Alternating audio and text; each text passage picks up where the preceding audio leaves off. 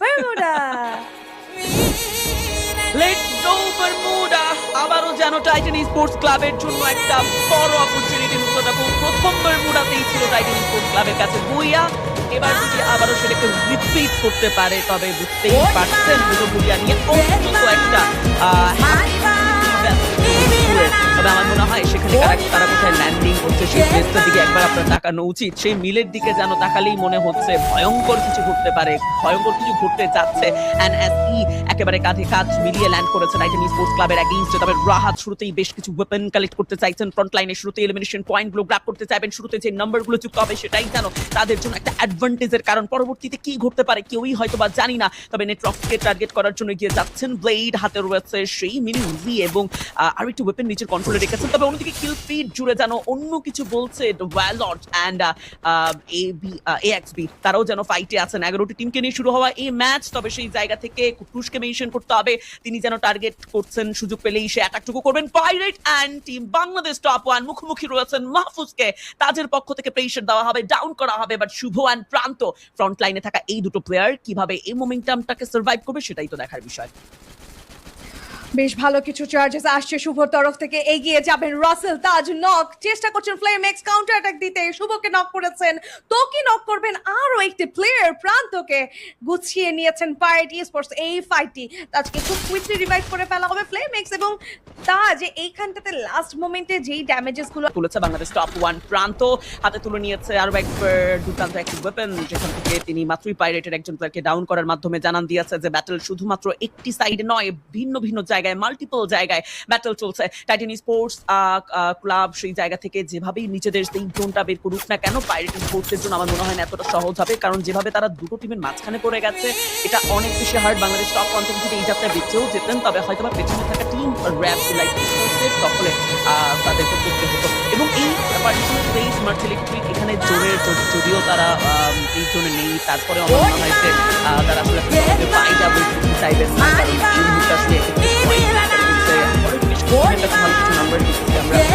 শুধুমাত্র পয়েন্টের জন্য হাঙ্গরি থাকলে চলবে না, 12টি পজিশন পয়েন্ট কেউ টার্গেট করতে হবে। এনএসই কিছুক্ষণ আগেরই সেই ডমিনেট হওয়া টিমটি যেন আবারও ফেরত এসেছে এই ময়দানে। ক্লক টাওয়ারে টিম টাইটান স্পোর্টস ক্লাবের এগেইনস্টে আবারও লড়াই করতে। তবে সেখানে সাকিব শর্ট রেঞ্জে যাবেন রাহাতের সাথে 1v1 battle. Come on Rahat, এখানে ডাউন হওয়াটা অনিবার্য ছিল। তবে কুটুস টাইম টার্নার দ্রুত গতিতে এন্ট্রি নামানে ট্রক্সকে ডাউন দেওয়া হয়েছে। ওকে সাকিব দুজন কুটুসের গ্রেনেড 1v4 মোমেন্টাম বের করার এই মুহূর্তটা আসলেই যেন নজর কাড়া ছিল নুসরাত আপু। লাইক সিরিয়াসলি কুটুস রাহাতকে তো জাস্ট টোকা দিয়ে ডাউন করেছিল, তবে নিজের টিম মেম্বারের প্রতি এই আসলে আমার মনে হয় যে অত্যাচার তিনি মেনে নিতে পারেননি। দ্যাটস ওয়াই রিভেঞ্জটা নিয়েছে, খুব ভয়ঙ্কর ভাবে কনফার্ম করেছেন তিনি। তার একটি গ্রেনেড, তার M590 কানেকশন জাস্ট ক্রেজি।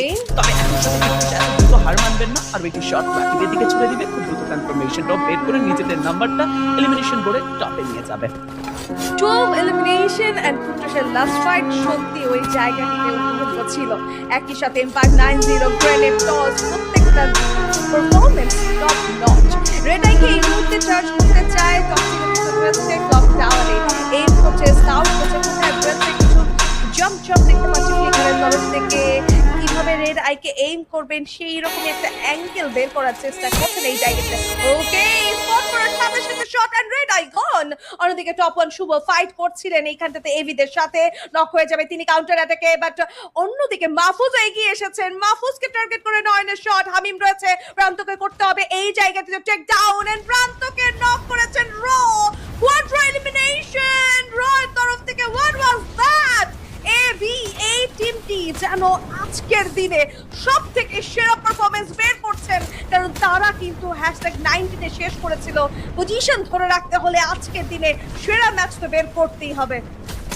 একদমই সেরা একটা ম্যাচ বের করতে হবে এবং সেই সেরা ম্যাচটি বের করার জন্য চেষ্টা করে যাচ্ছেন এক্সট্রিনিয়াক্স। নিজেদের সেই জোন অলরেডি দখলে নিয়েছেন যেখান থেকে তারা ভালো কিছু মুহূর্ত বের করতে চায়, ফাইট কভার করতে চায়। তবে নুসরাত আপু এত দ্রুত নয়, ফাইস্টার এবার টার্গেট করেছেন রাহাতকে। তবে টাইটান স্পোর্টস ক্লাব এতটা এজ মোমেন্টে এসে নিজেদের অবস্থান লুজ করবে কিনা আই ডোন্ট থিংক কিন্তু এমনটা হওয়া উচিত এবং এমন কিছু ঘটলে এটা আসলেই যে একটা অনেক বড় প্রেশার ক্রিয়েট হবে টিমের উপরে এন্ড আমি মনে করি যে স্ট্যান্ডিং এ তারা অন্তত একটি বুইয়া তো এই ম্যাচে নিতে চাইবেনি একটি বুইয়া অনেকটাই হেল্প করবে তাদেরকে জাম্প করতে তবে জোন 3 যে এই জায়গাটিতে নিতে বেঁচে গিয়েছেন তিনটে প্লেয়ার নিয়ে সার্ভাইভ করছে কি পারফেক্ট কুট্টুসের হেডশটে বাট অন্যদিকে তিনিও কিন্তু কাউন্টার অ্যাটাক খেয়েছেন র্যাপটার রিদম থ্রো করে দিয়েছে অলরেডি নোভা নাইটস আপার গ্রাউন্ড থেকে পাইরেট স্পোর্টসও কিন্তু এই মুহূর্তে টার্গেট করছে টিএসসি দেরকে ফ্লিকারকে উদ্দেশ্য করে ড্যামেজ ডিল করে যাচ্ছে না আপার গ্রাউন্ড থেকে ফ্লেমেক্স তোকি এবং তাজ পুরোপুরি ফেসে গিয়েছে এইখানটাতে টাইটান স্পোর্টস ক্লাব গ্লোয়াল মেল্টা থ্রো করছেন বেশ কিছু গ্রেনেড হাতে তুলে নিয়েছেন ফাহিম এবং মিতুল টস করেছেন